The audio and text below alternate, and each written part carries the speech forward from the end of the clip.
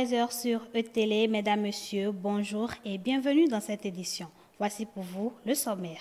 Dans le cadre de la célébration de la Journée mondiale de l'hygiène menstruelle et celle de la protection de l'environnement, plusieurs jeunes filles de Wolu ont été éduquées à une bonne hygiène menstruelle et dotées en serviettes. C'est une action de l'ONG Ilewa Solidarité.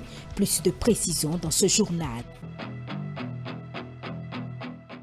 Vous suivrez également les résumés des différents sujets abordés par nos invités sur l'hebdo de nos plateaux de ce dimanche 26 juillet 2022. Et puis en fin d'édition, vous suivrez le reportage sur la célébration en différé de la fête internationale de la musique ce week-end à Cotonou. Un concert qui a réuni plusieurs artistes béninois et un nombre important de spectateurs. Voilà pour le sommaire.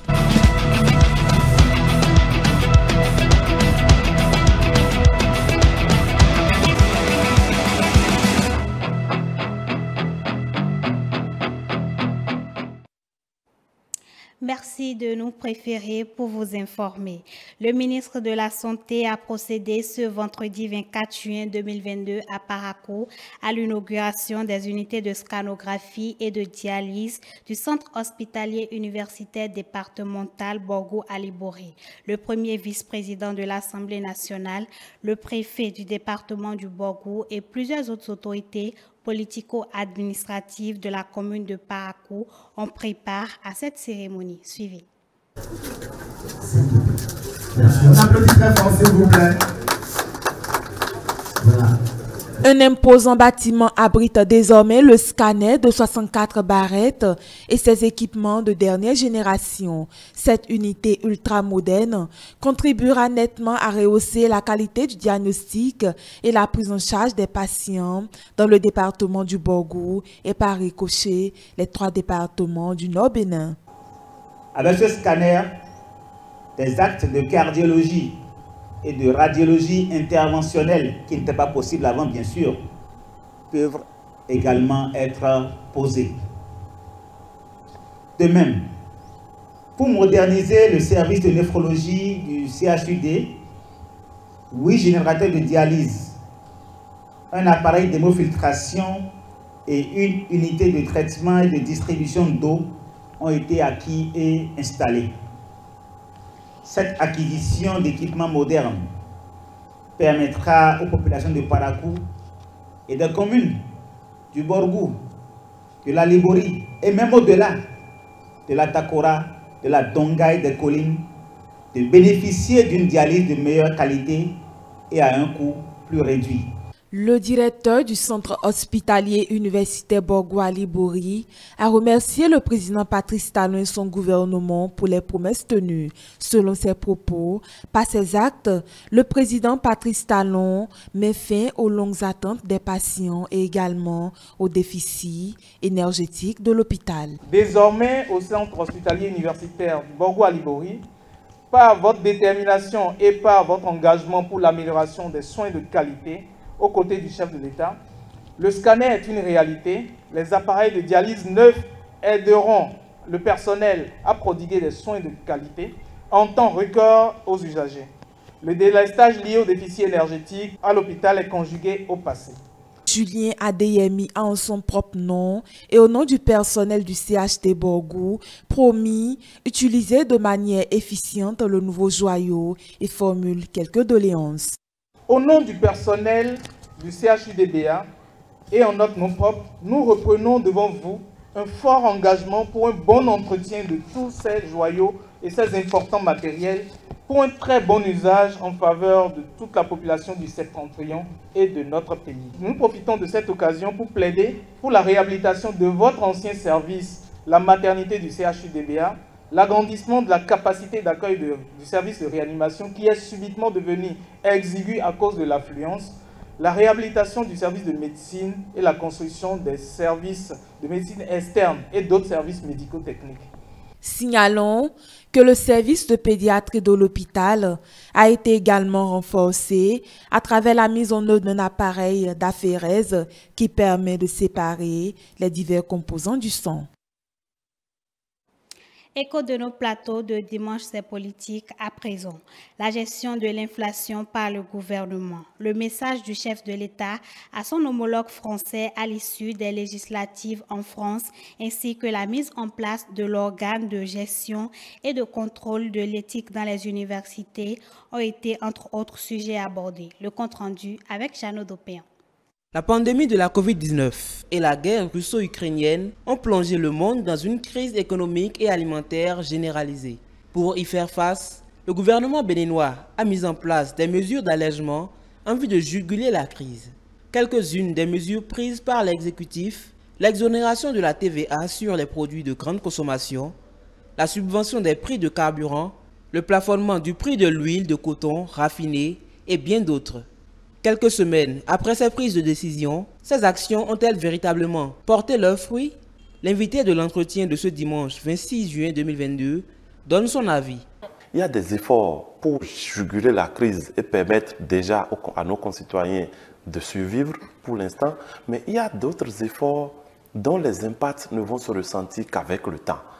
Parce que il faut quand même qu'un certain nombre d'outils, de dispositifs soient mis en place avant que ces efforts-là ne commencent pas à produire des fruits.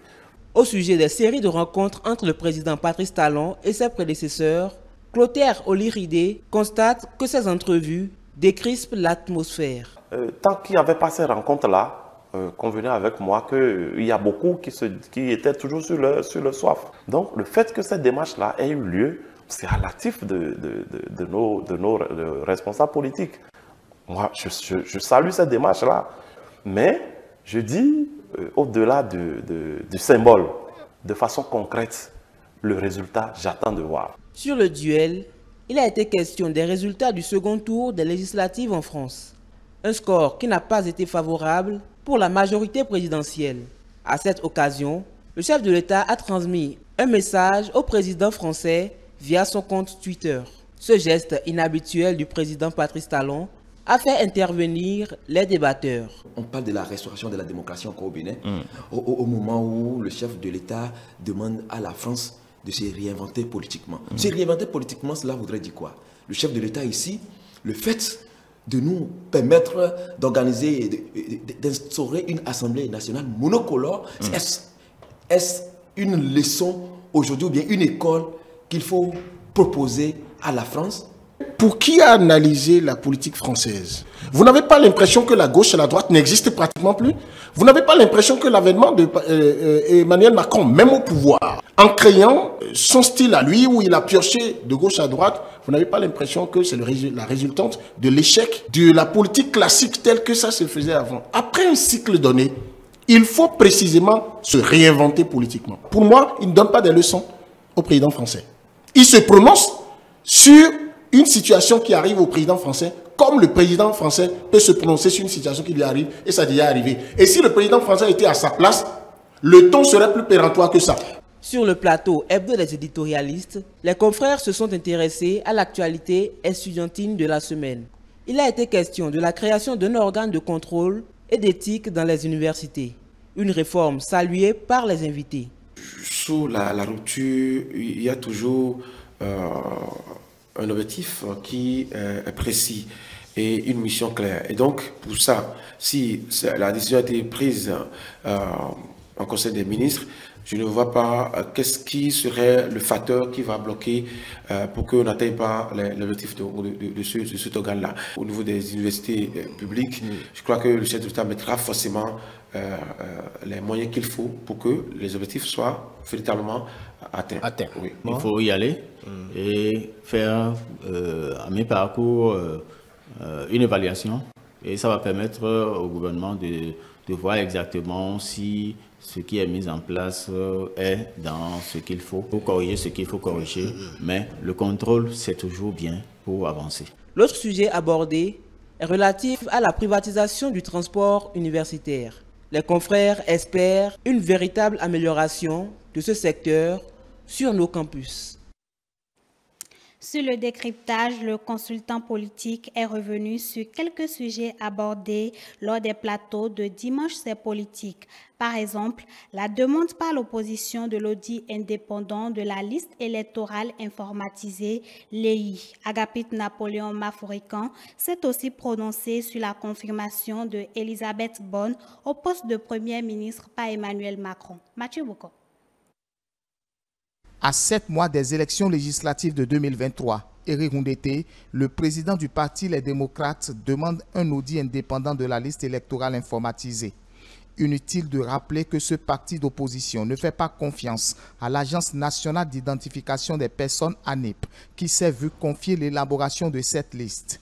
Pour Éric Ndoundete, c'est une structure sous contrôle du gouvernement. Des propos que ne partage pas le consultant politique Agapit Napoléon Maforican. Selon le consultant politique, le parti Les Démocrates est libre de demander un audit, mais qui n'en fasse pas une menace à la paix. Je pense qu'il faut que les gens se réveillent en disant le pays avance. Les lois sont là. La loi dont vous parlez, la LEI, les trucs là, c'est une loi de 2017. Ça veut dire quoi? Une loi de 2017. Le code électoral date de 2019. 3 ans déjà. Alors, mais que faisaient les acteurs?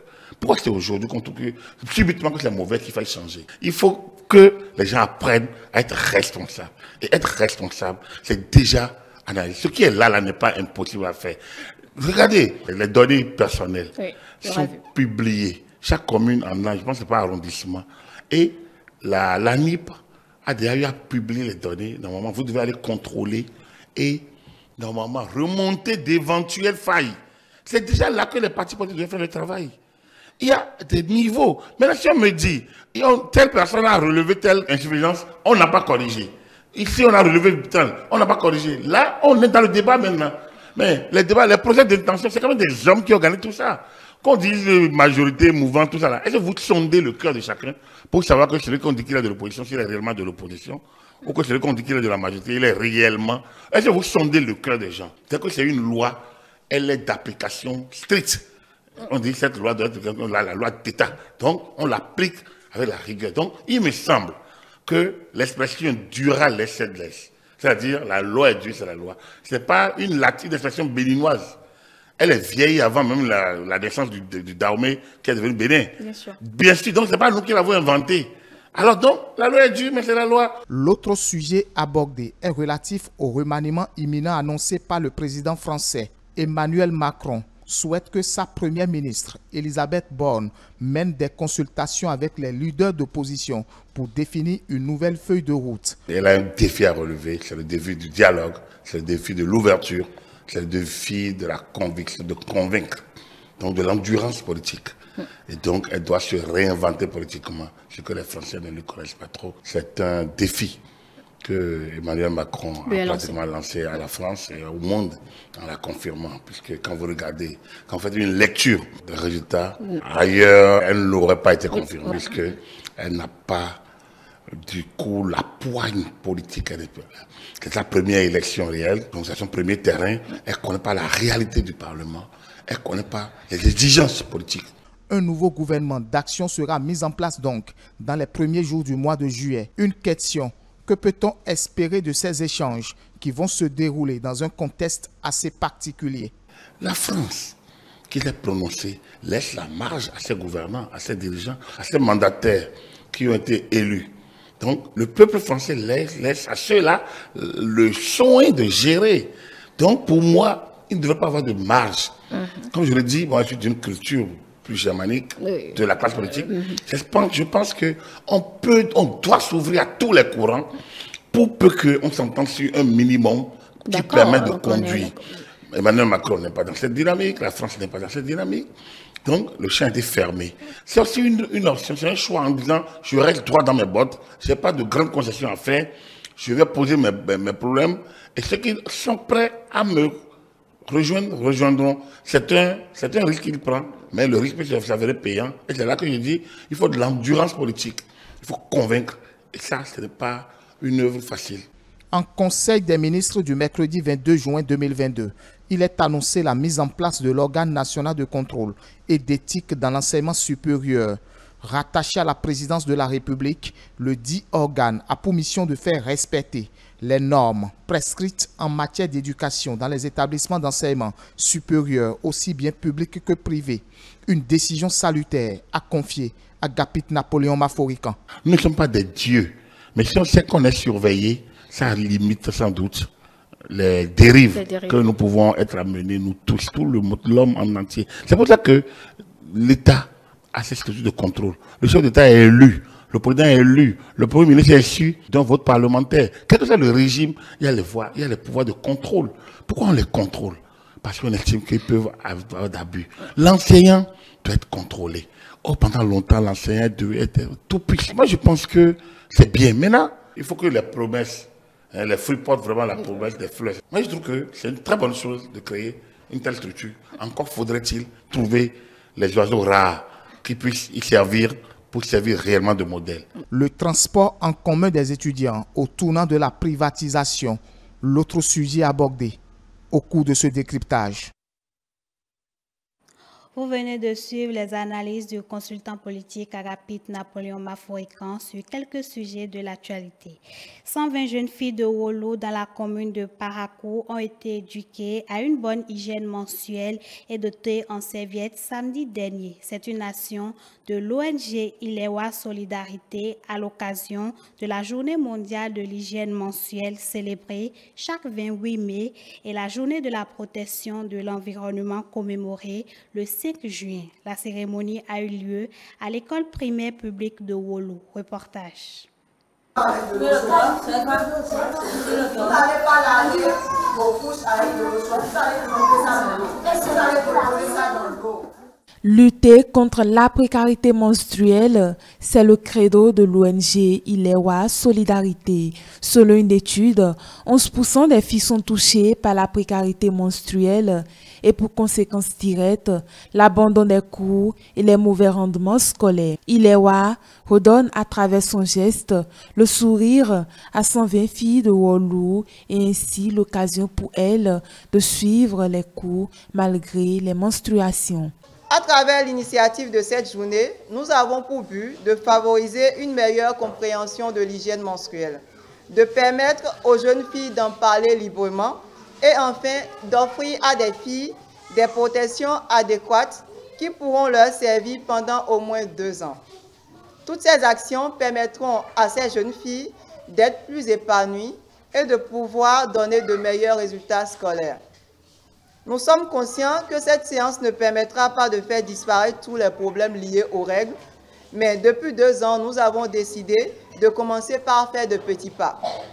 Ainsi, nous espérons que cet événement changera quelque chose dans la vie de ces filles.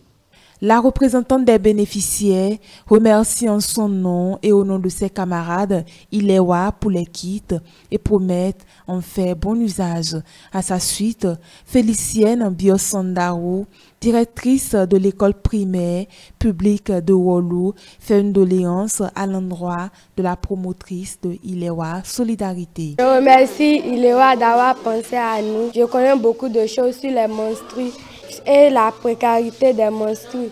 Je connais maintenant ce que c'est que les menstrues et je sais comment me comporter lors des menstrues. Au nom de mes camarades et moi, nous allons bien faire l'usage des kits que vous nous avez donnés. Je souhaiterais que la prochaine édition, qu'il y ait plus d'extension, que ça ne soit pas Wolo seul, qu'on puisse élargir ça à Touro même et je crois que ça peut aller. Au cours de la cérémonie de remise de kits, les bénéficiaires ont eu droit à une communication qui a porté sur la gestion des douleurs lors des menstruations ainsi que l'utilisation bienséante des serviettes hygiéniques réutilisables. On l'annonçait en titre, le gouvernement a célébré la fête internationale de la musique ce week-end. À travers le ministère de la Culture, 2 géants spectacles sont organisés à Cotonou et Parakou pour faire vivre au public béninois des moments inoubliables. Le concert à Cotonou a eu lieu ce samedi 25 juin au Palais des Congrès avec des têtes d'affiche comme Cécile Fano. Reportage Modeste Dossou Togbe, Isaac Mongo. Ils sont au total 26 artistes conviés au Palais des Congrès pour faire vibrer le public béninois. Une célébration qui a aussi permis aux artistes de se retrouver et de renouer avec le public après la crise sanitaire de la Covid-19 qui a freiné les activités culturelles. Percussion, danse moderne ou traditionnelle, assis ou debout, le public ne s'est pas fait prier pour aller au rythme de la musique.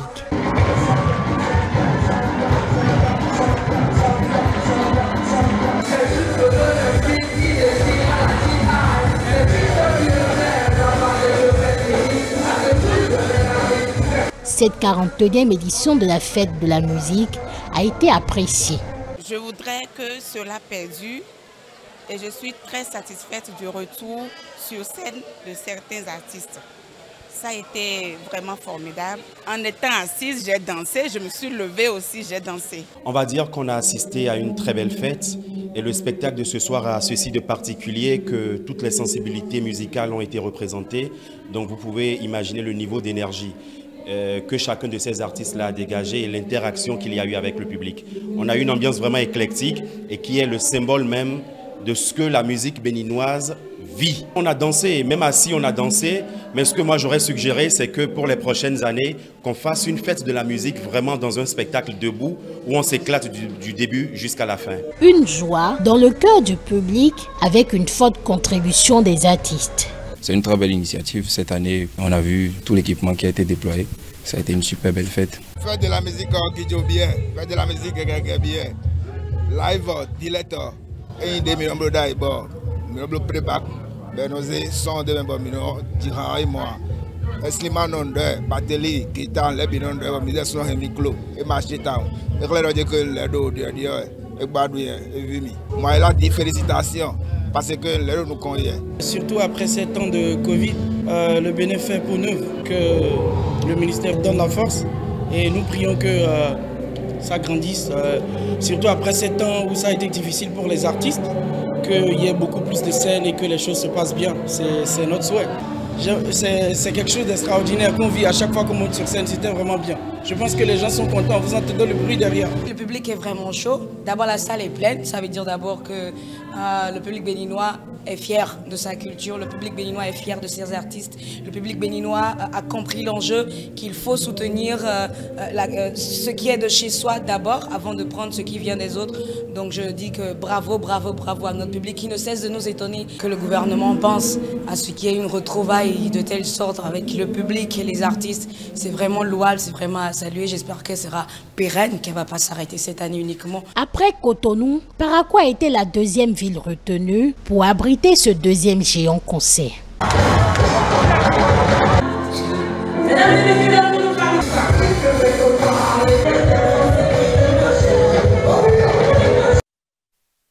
Fin de ce journal, merci de nous préférer. Retrouvez-nous sur l'ensemble de nos plateformes digitales, notre site internet le www.etelebene.com, notre page Facebook eTélé en direct, notre compte Twitter eTélé Live, notre chaîne YouTube eTélé Bénin et en direct via notre application iOS et Android eTélé Bénin tout simplement. eTélé avec vous pour vous.